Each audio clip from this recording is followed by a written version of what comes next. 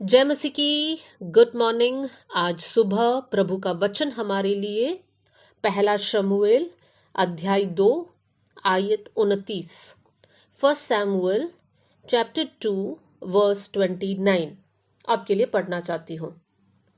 इसलिए मेरे मेल बलि और अन्न बलि को जिन्हें मैंने अपने धाम में चढ़ाने की आज्ञा दी है, उन्हें तुम लोग क्यों पाँव तले रौंदते हो? और तू क्यों अपने पुत्रों का मुझसे अधिक आदर करता है कि तुम लोग मेरी इज़राइली प्रजा की अच्छी से अच्छी भेंटें खा खा के मोटे हो जाओ। इस आयत में परमेश्वर एली से कुछ सवालों को पूछता है और हमारा ध्यान को विशेष एक लाइन पर हम लेकर जाएंगे जहां पर लिखा है, तू क्यों अपने पुत्रों का मुझसे अधिक आदर करता है। परमेश्वर एली से पूछता है। एली उस समय पर इजरायलियों का याजक था। परमेश्वर एली से पूछता है, ऐसा क्यों है कि तुम मुझसे ज्यादा आदर अपने बच्चों को देता है।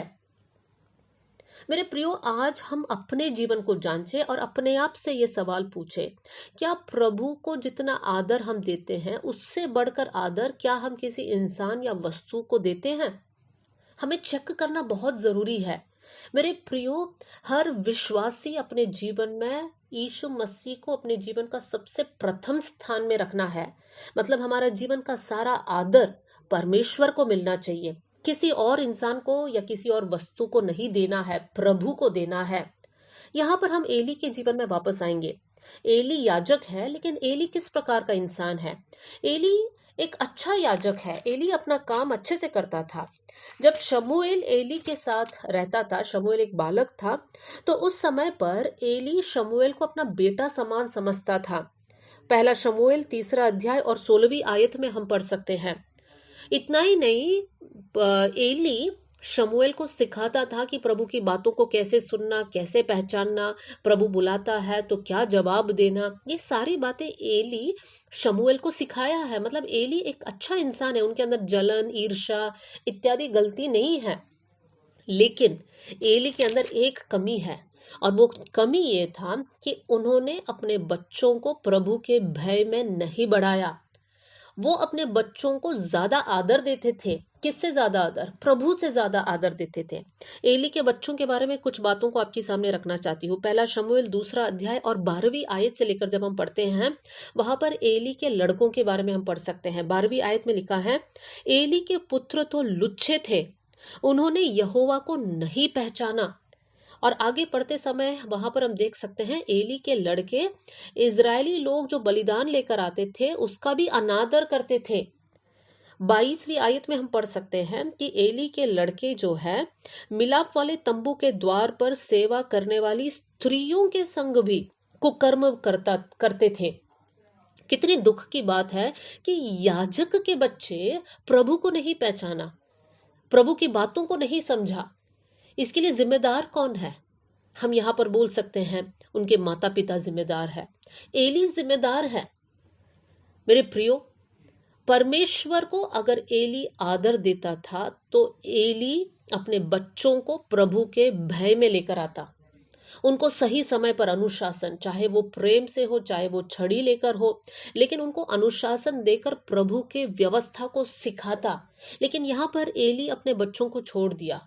एली को क्या लगा होगा? एली को ऐसा लग रहा होगा कि शायद से वो लोग छोटे हैं या जवान हैं, मैं ज्यादा बोलूं तो वो लोग मेरे से नाराज हो जाएंगे, मुझसे बात नहीं करेंगे, तो इससे अच्छा मैं ना बोलूं, वो लोग सीख जाएंगे। इस प्रकार का एक मनसा होगा एली का। लेकिन परमेश्वर एली से कहता है कि तू क्यों अपने बच्चों को ज्यादा आदर देता है। मतलब अगर हम हमारे बच्चों को प्रभु की भय में नहीं बढ़ा रहे हैं, उनको अपने तरीके में छोड़ रहे हैं, इसका मतलब हम प्रभु को आदर नहीं दे रहे हैं। प्रभु को आदर देने का मतलब है हमारे बच्चों को प्रभु के भय में लेकर आना है, परमेश्वर के अनुशासन उनको सिखाना है, उद्धार कैसे पाना है उनको सिखाना है, पवित्र जीवन कैसे जीना है उनको सिखाना है, उनकी गलतियों को उनको समझाना है। मेरे प्रियो, प्रभु हमसे यही चाहता है। तो अगर हम में से आज कोई भी ऐसा है जो हमारे बच्चों के गलतियों को देखकर हम छोड़ देते, बोलते नहीं ये लोग तो सुधर जाएंगे, अभी छोटे हैं, अभी ना समझ है, तो मेरे प्रियो, हम प्रभु का अनादर कर रहे हैं। हम एली जैसे बन रहे हैं, तो आज से लेकर हम ये प्रार्थना करें कि प्रभु हमारे बच्चों को आपके भय में, आपके भक्ति में, आपके वचन अनुसार बढ़ाने के एक अनुग्रह हम पर देना। साथ में ये भी जोड़ना चाहती हूँ, बच्चों के अलावा आप किसी और इंसान को ज्यादा आदर दे रहे हैं, आप प्रभु की बातों को नहीं मान रहे हैं लेकिन लोगों की बात मान रहे हैं, इसका मतलब आप प्रभु का आदर उनको दे रहे हैं। या हो सकता है हम किसी वस्तु से ज्यादा आदर करते हैं या प्रेम करते हैं।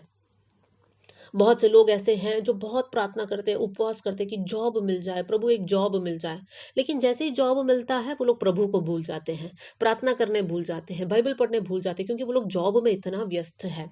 इसका मतलब प्रभु से ज्यादा आदर नहीं कर रहे हैं, प्रभु से ज्यादा आदर तो वो लोग जॉब को दे रहे हैं।